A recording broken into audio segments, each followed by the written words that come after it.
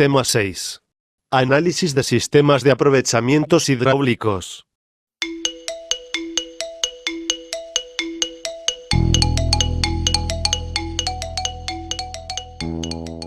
Interacción y dependencia. El estudio del funcionamiento hidráulico se hace con el objeto de determinar las dimensiones de los distintos elementos que en ella intervienen, por ejemplo el tamaño de las rejillas, diámetro del conducto o conductos, etc. La importancia de conocer el funcionamiento hidráulico de una obra radica cuando ésta trabaja bajo diferentes condiciones de carga. Los métodos para el análisis hidráulico de obras de toma se resumen a continuación. Hidráulica de orificios. Hidráulica de canales abiertos y de cauces naturales. Hidráulica de conductos a presión. El recurso hídrico destaca como un factor crítico en el desarrollo económico del país.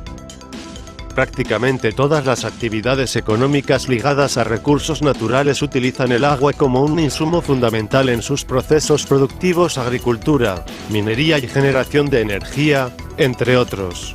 Sin embargo, diversos factores han justificado que el análisis de su gestión se realice desde la perspectiva de un bien escaso. Se denomina obra de toma al conjunto de estructuras que se construyen con el objeto de extraer el agua de forma controlada y poder utilizarla con el fin para el cual fue proyectado su aprovechamiento. Las obras de toma para abastecimiento de agua se utilizan en presas para controlar, regular y derivar el gasto hacia la conducción. Su importancia radica en que es el punto de inicio del abastecimiento, por lo que debe ser diseñada cuidadosamente para evitar un déficit en el suministro o encarecer innecesariamente los costos del sistema por un sobredimensionamiento. De acuerdo con el aprovechamiento se proyectan obras de toma para presas de almacenamiento, presas derivadoras, plantas de bombeo y tomas directas en corrientes permanentes.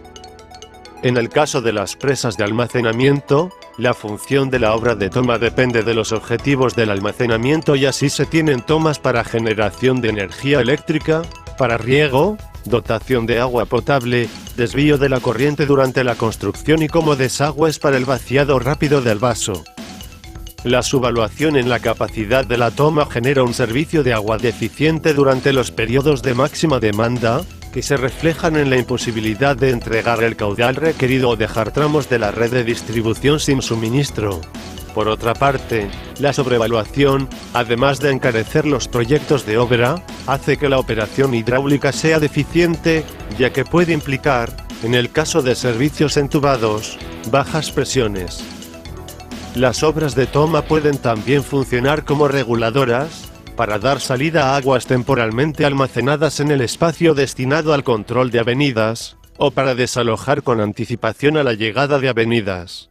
Además, las obras de toma en presas pueden servir para vaciar el vaso cuando se hace necesario inspeccionarlo, hacer reparaciones indispensables, o para mantener el paramento mojado de la presa u otras estructuras normalmente inundadas. Las obras de toma pueden también auxiliar para descargar el vaso cuando se desean controlar peces inútiles u otros animales acuáticos en el vaso.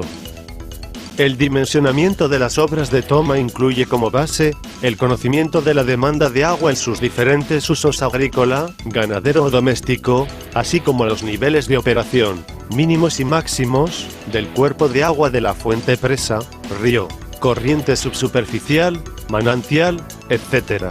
Aplicabilidad en modelos matemáticos, análisis multivariado, programación lineal y programación dinámica. Un modelo de optimización de sistemas de aprovechamiento hidráulico para el problema de asignación de recursos hidráulicos se representa en términos de una red de flujo en la que se determina la distribución de flujos a costo mínimo. El modelo propuesto está diseñado para simular la operación multiperiódica de cualquier configuración de vasos, plantas de generación hidroeléctrica, canales de bombeo, gravedad y tuberías. El modelo puede utilizarse para determinar el plan de operación a costo mínimo de un sistema consistente de varios vasos, confluencia de ríos y canales, el tamaño de varios canales o conductor cerrados, los periodos iniciales de operación de vasos o canales. También se presenta un modelo de programación dinámica para el problema de asignación de agua de un sistema de aprovechamientos hidráulicos a un distrito de riego, esto es, la determinación de la política de extracción de agua en función del almacenamiento en el vaso.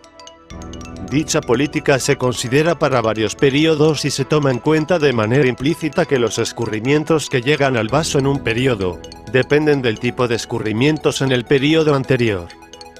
El modelo propuesto permite separar los periodos secos de los húmedos para efectuar una mejor asignación del agua a un distrito de riego. El análisis de factores es una rama del análisis estadístico multivariado que en algunas ocasiones constituye una herramienta útil para interpretar datos hidrológicos de muestras de agua subterránea, relacionándolos con procesos geoquímicos específicos. La principal finalidad del análisis de factores es el reducir el patrón complejo de correlaciones existente entre los diversos parámetros considerados, a una serie de factores que son más fácilmente interpretables. En otras palabras, consiste en encontrar una serie de factores que expliquen la varianza de un gran número de datos analíticos. La metodología utilizada para el análisis de factores involucra la estandarización de los datos, con promedio igual a 0 y desviación estándar igual a una exposición de algunos sistemas existentes y en estudio. Debido al avance tecnológico y poblacional es necesario diseñar, construir y operar las obras hidráulicas, valiéndose principalmente de la investigación, dado que la ingeniería hidráulica se sustenta, casi en un 90%, en resultados experimentales. Leonardo da Vinci afirmaba que, cuando trates con el agua, consulta primero la práctica, y luego la teoría. Mucho se ha avanzado desde entonces, por los dos caminos.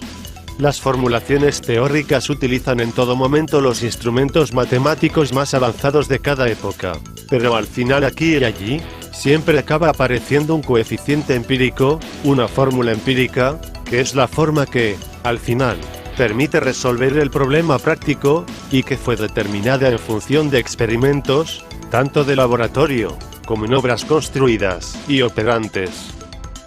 Las llamadas grandes estructuras como, por ejemplo, presas, esclusas, canales navegables, puertos, etc. Obras relacionadas con la agricultura, especialización de la ingeniería hidráulica, conocida como hidráulica agrícola, rama propia de ingeniería agrícola, sistemas de riego, sistemas de drenaje. Obras relacionadas con el medio ambiente, presas filtrantes para el control de la erosión, obras de encauzamiento de ríos, defensas ribereñas. La ventaja que implica la utilización de la energía hidráulica es la posibilidad de transmitir grandes fuerzas, empleando para ello pequeños elementos y la facilidad de poder realizar maniobras de mandos y reglaje. A pesar de estas ventajas hay también ciertos inconvenientes debido al fluido empleado como medio para la transmisión. Esto debido a las grandes presiones que se manejan en el sistema, las cuales posibilitan el peligro de accidentes. Por esto es preciso cuidar que los empalmes se encuentren perfectamente apretados y estancos. 1. Bombas y motores. Nos proporcionan una presión y caudal adecuado de líquido a la instalación. La bomba hidráulica convierte la energía mecánica en energía hidráulica.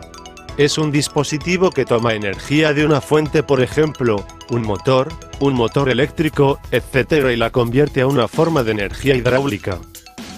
La bomba toma aceite de un depósito de almacenamiento, por ejemplo, un tanque, y lo envía como un flujo al sistema hidráulico.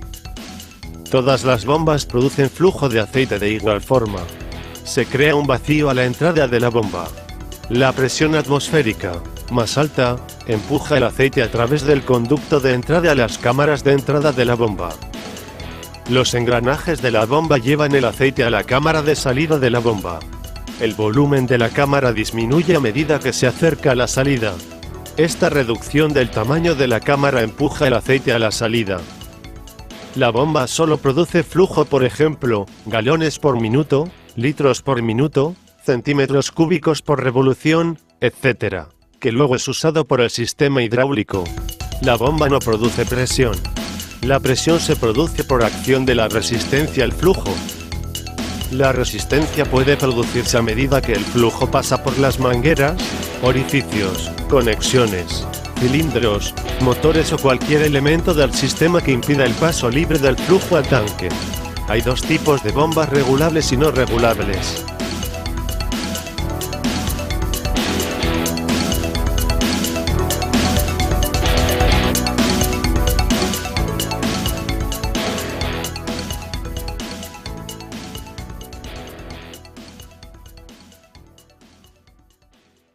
Universidad Nacional Autónoma de México.